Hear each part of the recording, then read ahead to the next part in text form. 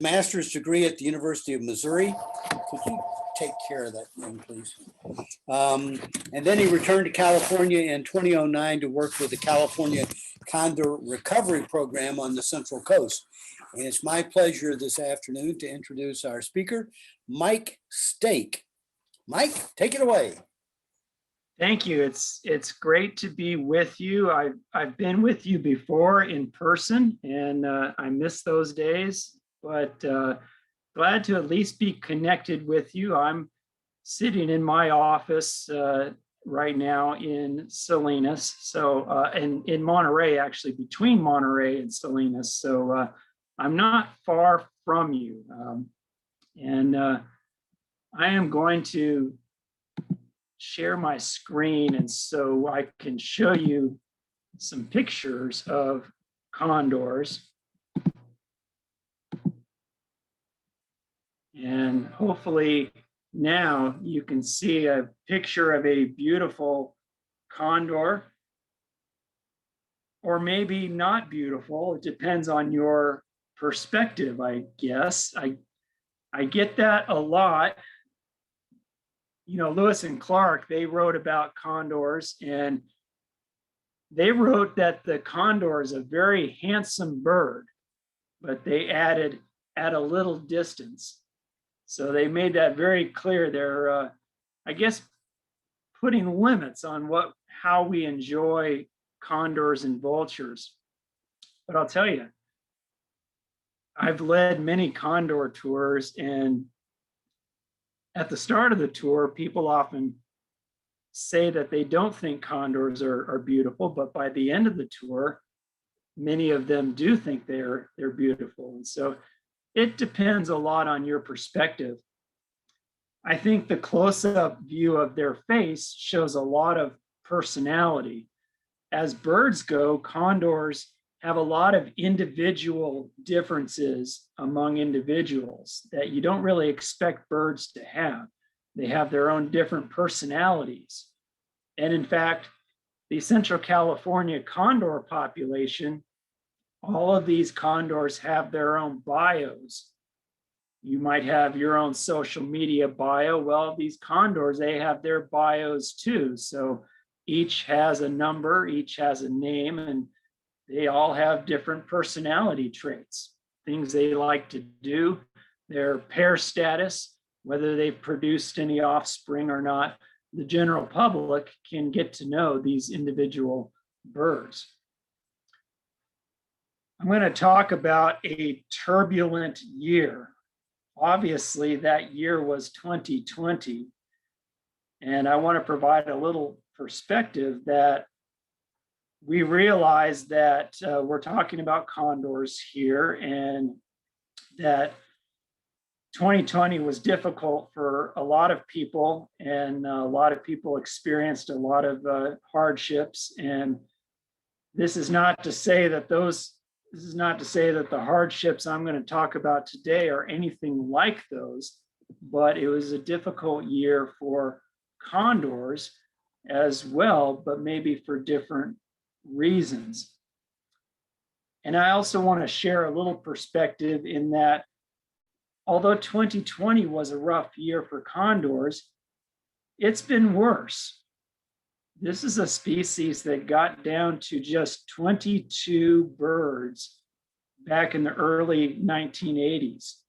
Back when I was first getting interested in birds, there were very few condors left. And so condors have been on the brink of extinction, and now things are better. So when I talk about a turbulent year, just keep in mind that things have been worse.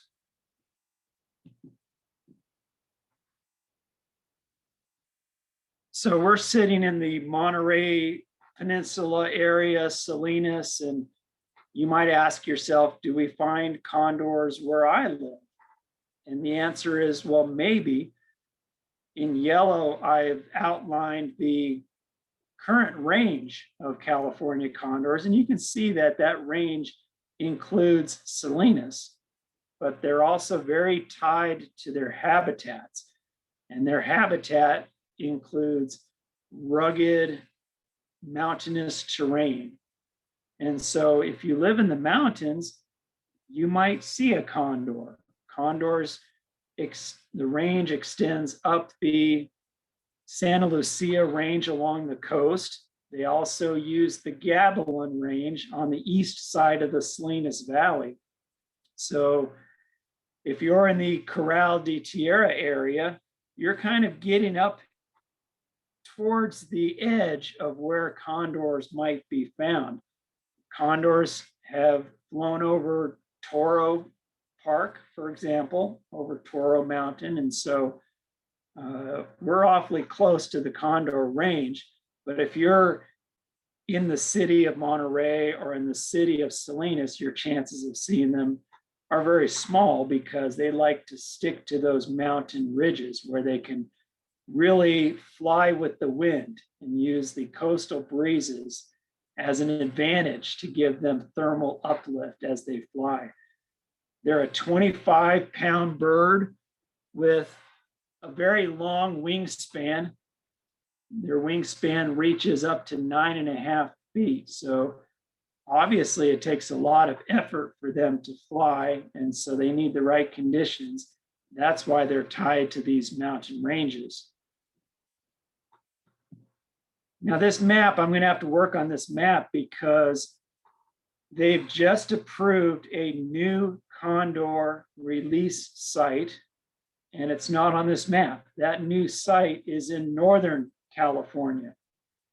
And so if you're familiar with Redwood National Park up in, I guess it's Del Norte or maybe Upper Mendocino County, I forget which, but where there are a lot of redwoods along the coast, they plan to release condors there starting as early as this year. So there will be another condor population on the map soon.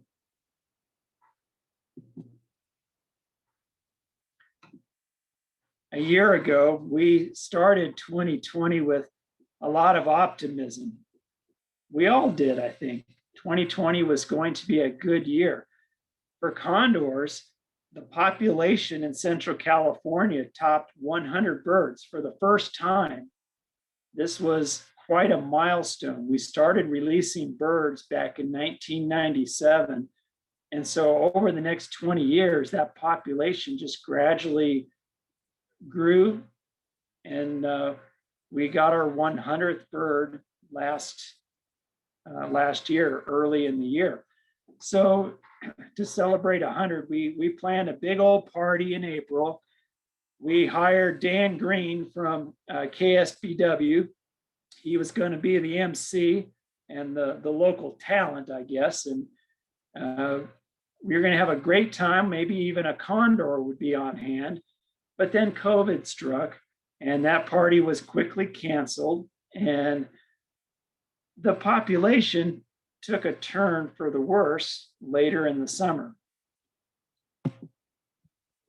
But the condors were doing all the right things on their own. They are perfectly capable of finding food. Here is a gray whale carcass that washed ashore. Now, condors are scavengers, so they only eat things that are dead, and whales fit the bill. Certainly sea lions along the coast when they wash ashore.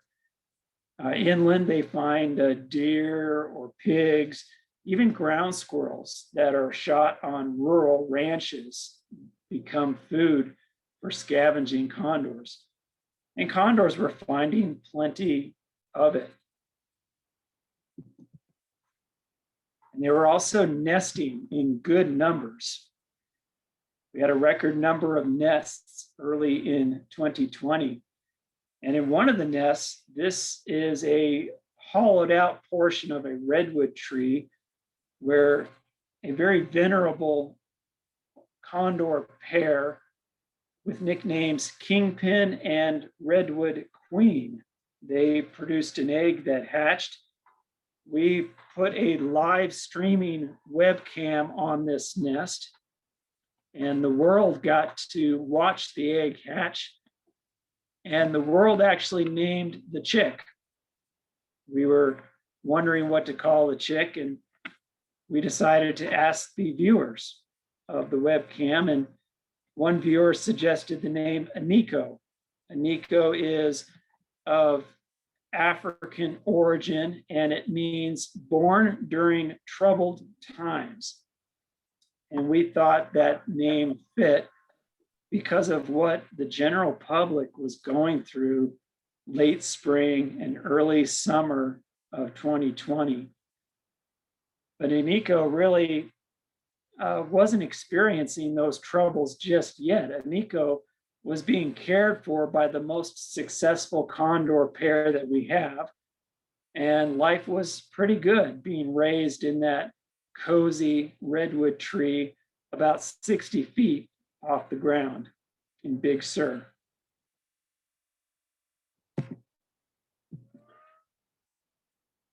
But then as summer turned to fall, one August night, the Dolan wildfire swept through our Big Sur Condor sanctuary.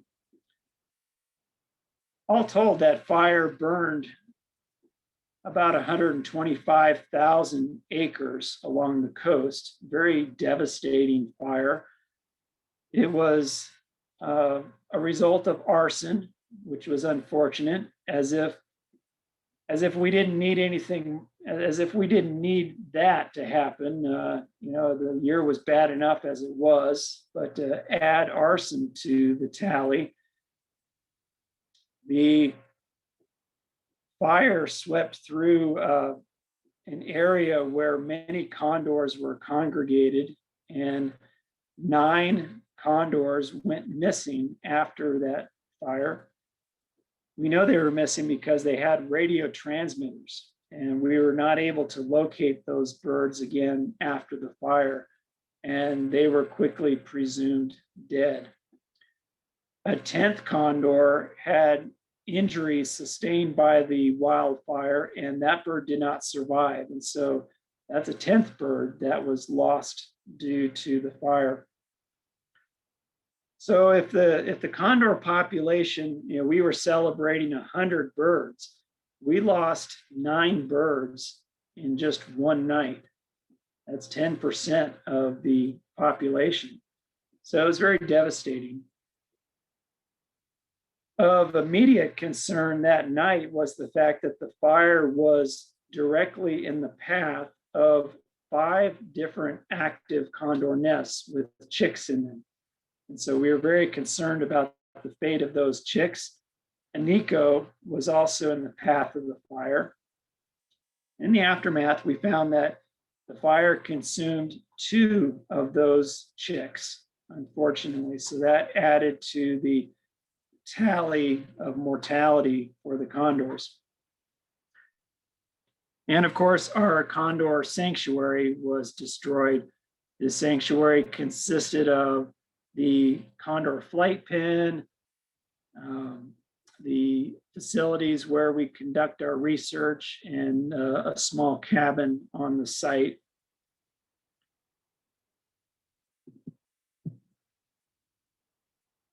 About a week later, we were able to return to the site and check the nest that housed Aniko, and we were glad to find that Aniko actually did survive the fire. The Dolan fire lapped up against the trunk about 10 feet away from that cavity. And so Aniko was quite fortunate.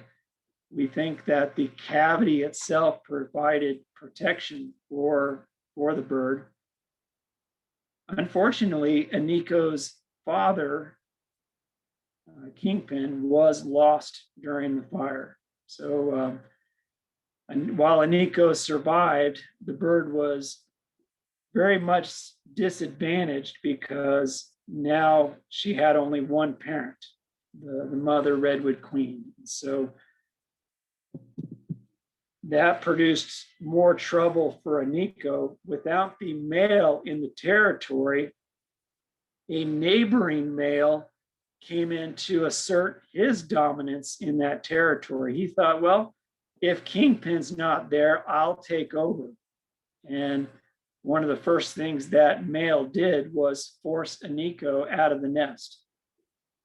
It's not clear why this condor decided to do this, but we guess that perhaps the condor thought that if Aniko was ejected from the nest, Redwood Queen would be available much sooner to start a new nest with him.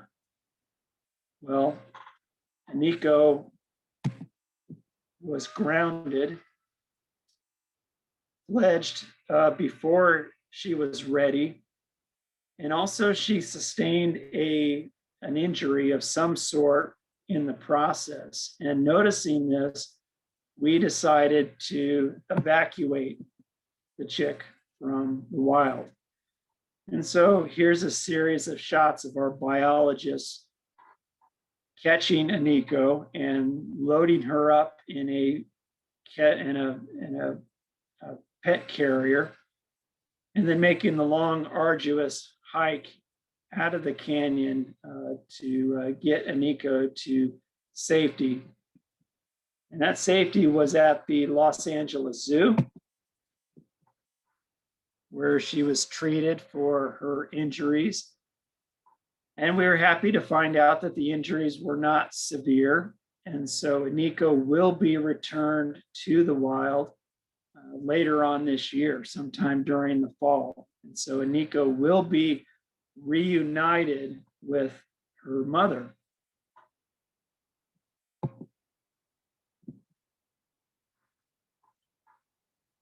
Well, aside from the fire, we noticed one other thing that happened in 2020 that was a little bit alarming. The rate of mortality from causes other than the fire was very high. And in particular, the rate of lead poisoning went up. And we thought this was a little bit unusual because the use of lead ammunition was outlawed in recent legislation. And this is a typical scenario here, this photo of how condors might be vulnerable to lead. They are scavengers. And here's a scene where condors are feeding on ground squirrels shot by ranchers. Ranchers routinely shoot ground squirrels. They often find them a pest, and so they will shoot them and not collect their carcasses. So their carcasses are available for scavengers. And if those carcasses have little pieces of the bullet, and that bullet is lead, then the condors can be poisoned in the process of eating the carcass if they get a fragment of that lead. And so this is a case where even though ranchers provide valuable habitat for condors and their land is so essential, condors feed on ranches, they drink water on ranches. Ranchers often tell us that when they fire a gun, the gunshot is like a dinner bell to condors. They associate that sound with a meal opportunity. And so this is an issue for condors and lead poisoning. Well, why is it such a big deal in 2020 after legislation restricted the use of lead bullets? Well, to answer this, I'm going to show you a picture of a store. Now, this is not the toilet paper aisle at Kruger's. This happens to be the ammunition department at a gun store. And you see these boxes of ammunition for sale and a lot of empty space on the shelves. So here I am trying to blame the lead poisoning on COVID. Do I have a case?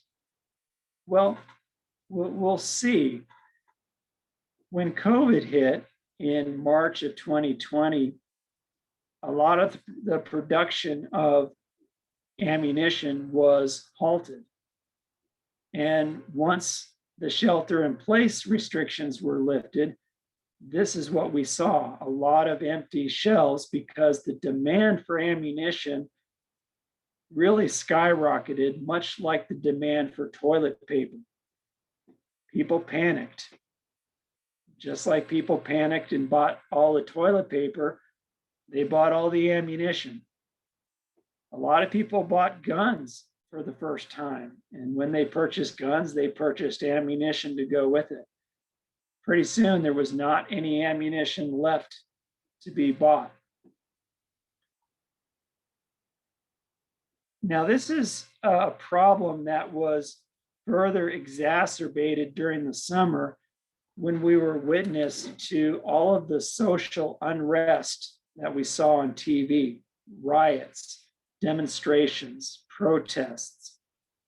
And this was more fuel for people to buy more ammunition.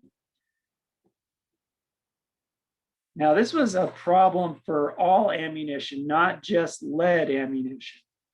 This was a problem for copper ammunition and the lead. But unfortunately, since there are so many more brands of lead ammunition than copper non-lead, the disappearance of the copper ammunition went first. And so now, if you go to a store to buy ammunition, you might find a few boxes of lead ammunition, but no copper.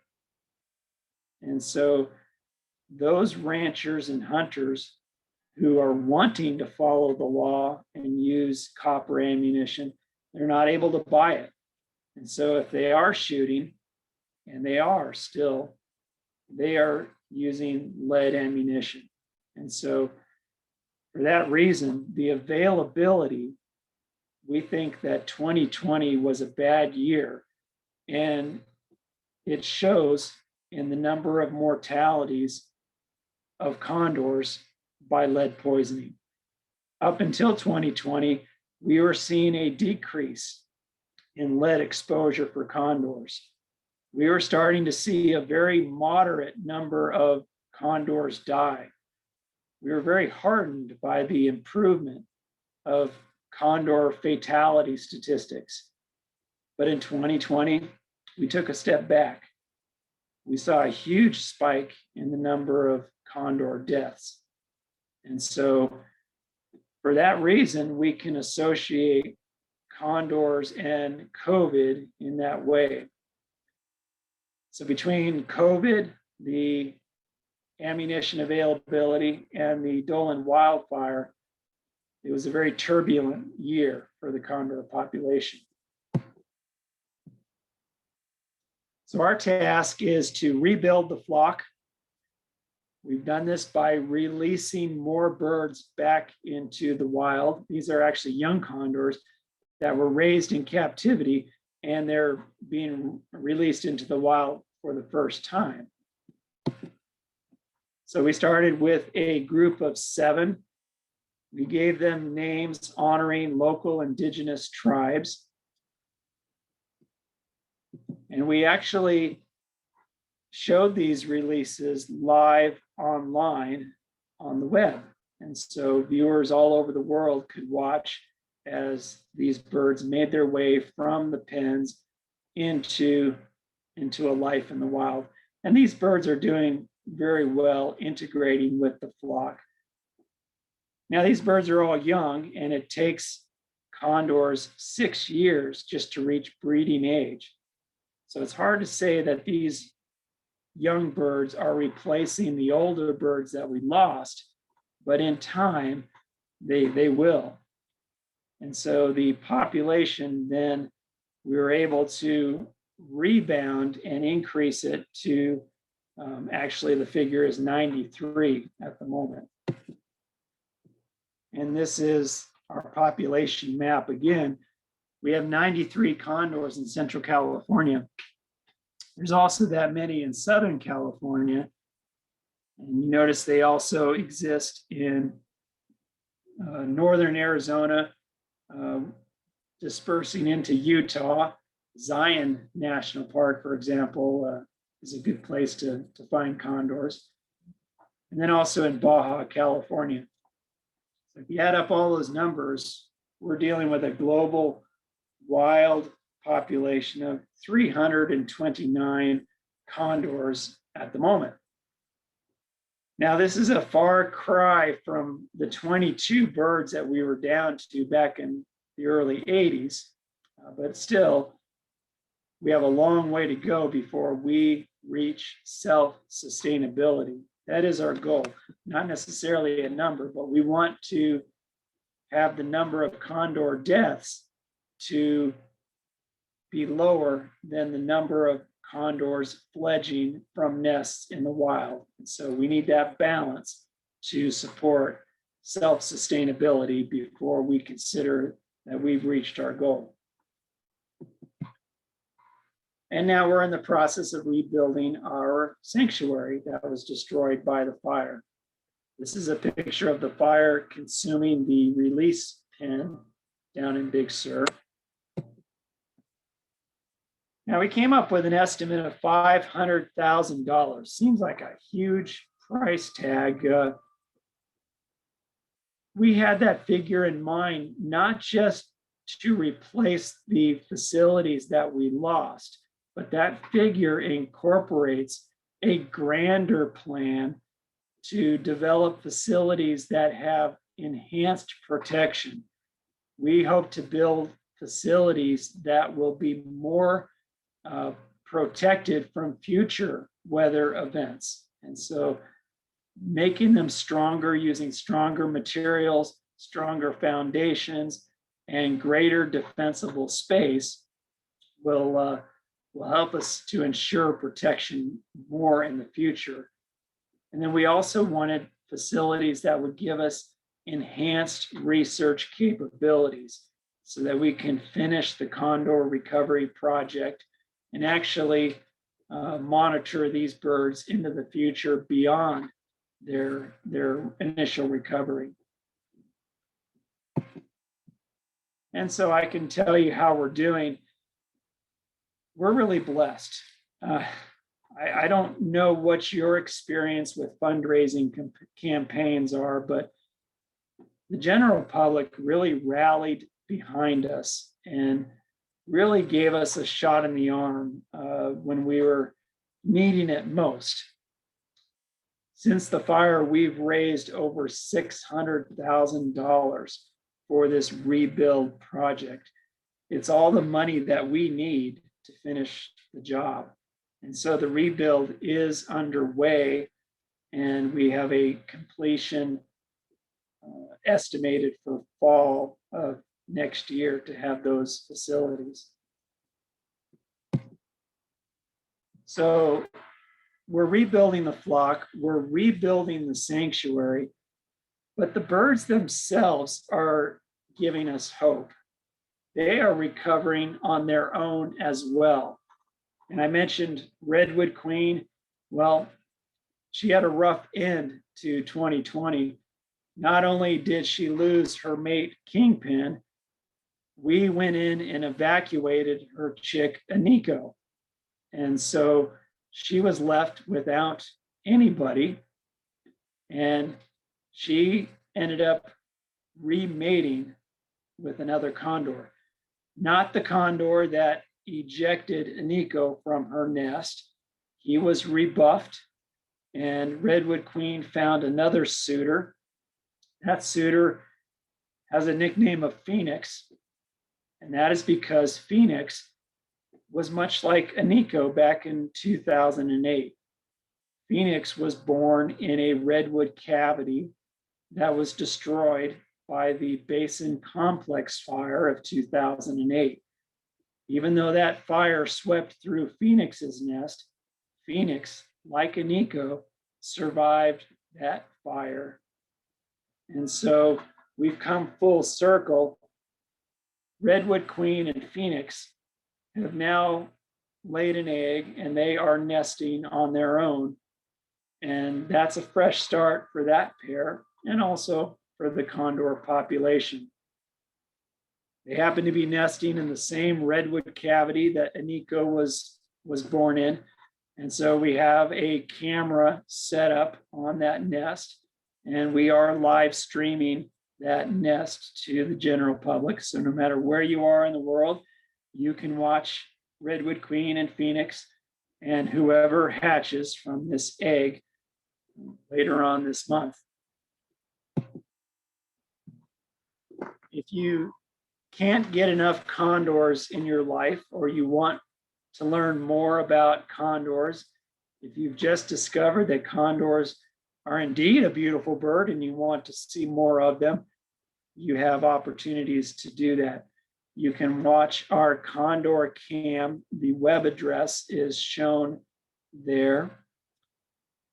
We also invite you to join us for our monthly Condor webinars. If you want to learn more about condors, we have that every fourth Thursday of the month. So 2 weeks from tomorrow will be our next Condor webinar, and you're welcome to join us. Details on how to log in. It's similar to logging into to these events. It's a Zoom platform, and the webinars are much like this one. We talk about condors, only we go into a lot of specifics about the different individuals. And it's a lot of fun because you can hear directly from the field crew who watch condors on a daily basis. And then we also invite you to become a Ventana Wildlife Society member. We're located just up the road from you, just off of Highway 68 in York Avenue near the Ryan Ranch area.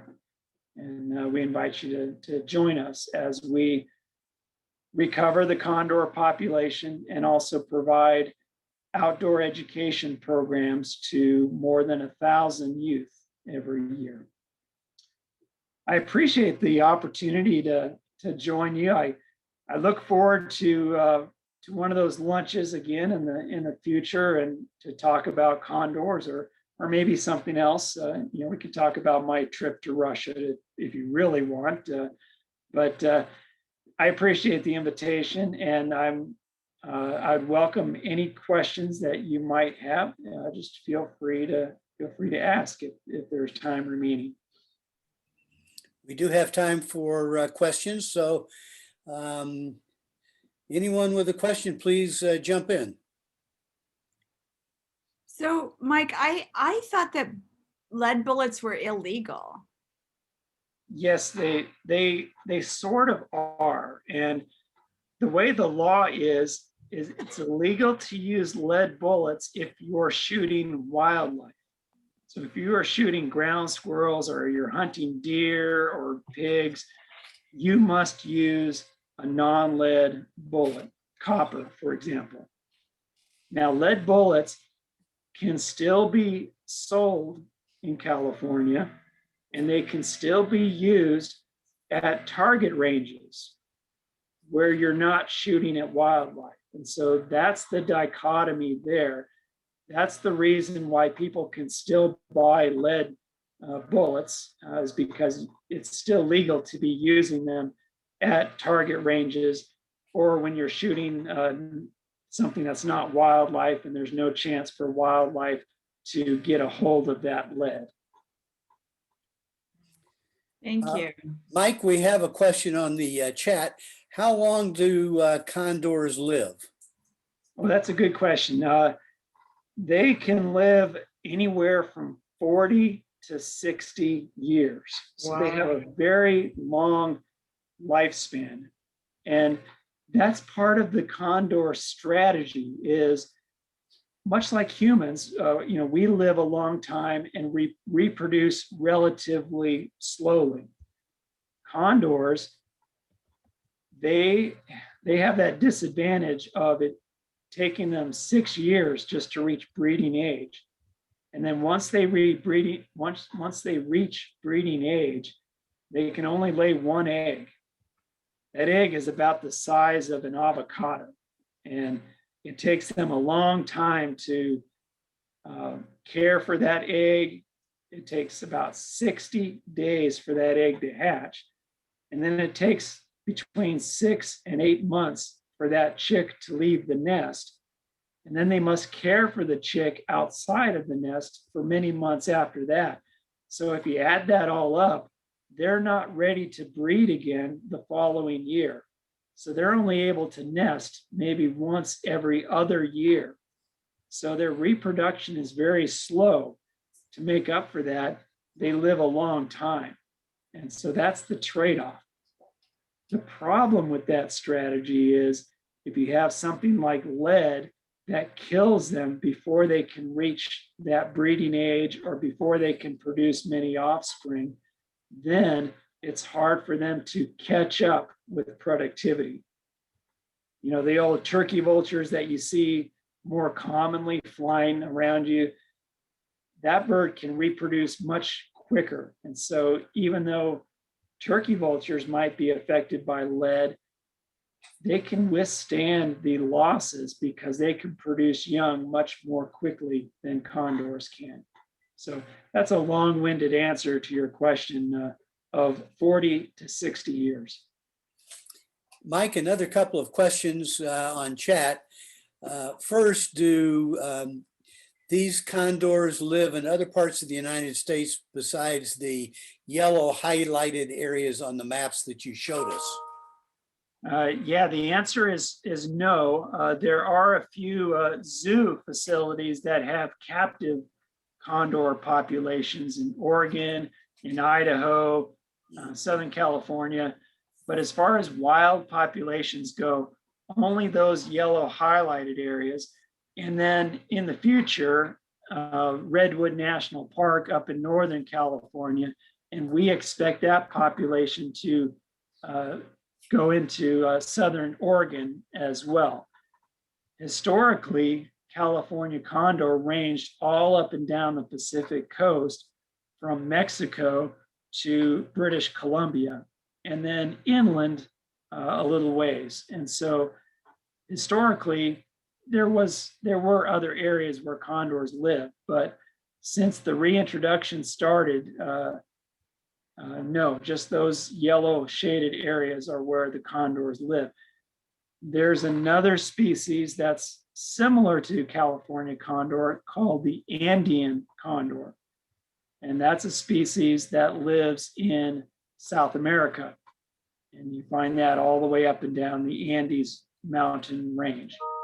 So California condor is a unique species only found in the area that I showed you on that map. Mike, do condors typically mate for life? Yes, they do. That's the short answer. Of course, there are always different caveats. If a bird like Redwood Queen loses her lifelong mate, and she was paired with Kingpin for years and years. This pair was, I believe, 21 years old. So they had seen a lot of life together. They were a very prolific pair, but Redwood Queen quickly remated after she realized that Kingpin was gone. And so condors will mate again if they lose their mate. And so we also have different unique situations that that are not necessarily what you'd expect for a species that mates for life. These birds will not just have pairs, they will organize into threesomes. And so it could be 2 females and 1 male, or 2 males and 1 female. But what I told you about condors investing a lot of energy in the development of their chick, well, sometimes it helps to have a third bird involved with that. And so some of our pairs are actually threesomes, trios. And so unique. Condors generally are monogamous, mating for life, but there are other situations that arise. Other than geographical location, what are the significant differences between a California condor and an Andean condor? The Andean condor is just a little bit bigger, if you can believe that. The Andean condor has a wingspan approaching 10 feet, so just about a half a foot longer wingspan. And the Andean condor has a dark head, while the California condor has a pink head as an adult. And then there's some slight differences in the markings of the bird. The California condor has these white triangle patches on the underside of the wings, and it's slightly different in the Andean condor. But generally they are similar birds. I think the head color is the most obvious difference in the appearance of those birds. Mike, I understand that the condor has no feathers and it's bald on the head and the neck because that makes it more efficient for diving into carrion. Yes, that is true. And diving into a carcass can be a messy ordeal. And oftentimes I see condors, after they eat, they will wipe their head on a rock to clean it, I guess. That's their version of cleaning. And that cleaning process is much better when you don't have, much easier if you don't have feathers. I guess I experienced that during COVID, where I went 8 months without getting a haircut. And my hair was so long that it just became unmanageable and a lot of work just to wash it. And it's something that I had to get used to, and I can relate to condors appreciating not having that feathering on their heads. And in fact, generally most of the vulture species are like that. There are 23 different vulture species in the world. Incidentally, more than half of them are endangered. So as a family, vultures are not doing well. The turkey vulture is probably doing the best of any of them. But just about all of those vulture species, there's one or two exceptions. They generally have unfeathered heads for that apparent reason of cleanliness. Okay, Mike, how do you find birds when they have died? Or can you? We can. We cheat a little bit. All of the birds have radio tags. These frequencies are much like your old VHF television sets back in the day. So we can go out with a transmitter and collect signals if the birds are nearby. And when those condors went missing after the fire, one of the first things we did was we went up in an aircraft so we could really get good reception and good vantage point for locating condors. And we made several passes of the entire area and were unable to get signals from these birds. So we figured that the transmitters, as well as the birds, were lost during the fire. Now, a portion of the population, about a third, I would say, also have satellite GPS tags. Now, these tags are solar powered and they're collecting locations up to once per minute. And so I can just sit here in my office and follow the flight paths of condors. And so I can figure out where they are just sitting here in my office, or at least those third that have those transmitters. How far do they range when they're flying? Because they go between Big Sur and Pinnacles, right? They do, and almost on a daily basis. They can fly over that Salinas Valley in just about a half an hour. They never really stop in the Salinas Valley. They always make that straight flight across. And we've we've charted these flight paths with GPS, and we've seen days where they've traveled more than 200 miles in a day. Huh. Now, where do they go? Well, it depends. Generally, they will follow a mountain range. So if they're flying along the Gavilan Range, we've seen them head north toward Alameda County, and so towards the Mount Diablo area. I don't think I've seen them go as far as Mount Diablo, but Mount Hamilton, yes. We've also seen them travel down the coastal range and head towards Southern California, where there's another condor population. So we've seen a little bit of mixing of the Central and Southern California, or sometimes they just patrol up and down the coast looking for carcasses. So they can travel quite a distance in one day. Interesting. So Mike, you showed a yellow patch in Baja California, and then it said there are 40 in the zoo down there. Is that correct? Yes. I don't know exactly how many are in the zoo. I put the zoo down as one of the managers of that wild population. So the number in red there, was it 40? That was referring to the number in the wild there in Baja, California, that's being managed partly by San Diego Zoo. San Diego Zoo also has a captive condor population. They do captive breeding at that facility, and I'm not sure exactly how many birds are there, but they're a valuable collaborator, both in terms of the wild flock management and also producing birds in captivity so that they can be released in the wild. Mike, are the Andean condors also threatened? And if so, do they have protections down there similar to here in the US? Yeah, they are not one of the listed species. And so they are not endangered like California condors.